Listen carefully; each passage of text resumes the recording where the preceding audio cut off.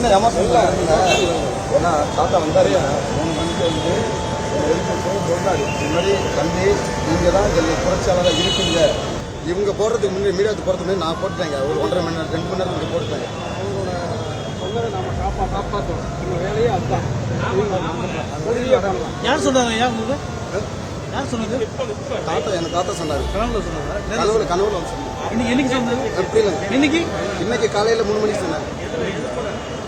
அதாவது தமிழ்நாட்டிலையும் சரி, இந்தியாவிலையும் சரி, உலகத்திலையும் சரி, இன்னும் வந்து எல்லாம் கேபிட்டலிசம் இருக்கு. 2 நாட்டில் மட்டும்தான் கம்யூனிசமும் சோசியலிசமும் இருக்கு. சைனாவும் அமெரிக்காவில் மட்டும்தான் இது நடக்குது. அதனால தான் அந்த நாடு வளர்ந்து வருது.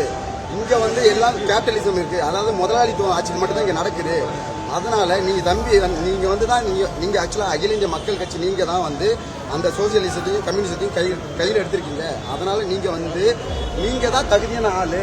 அதனால நீங்க வந்து ஆட்சியை பிடிக்கணும், நீங்க வந்து மாற்றத்தை கொண்டு வரணுன்றதுக்காக என் தாத்தா வந்து காலையில 3 மணிக்கு சொன்னாரு. நான் 3 மணிக்கு இங்க வந்தேன்.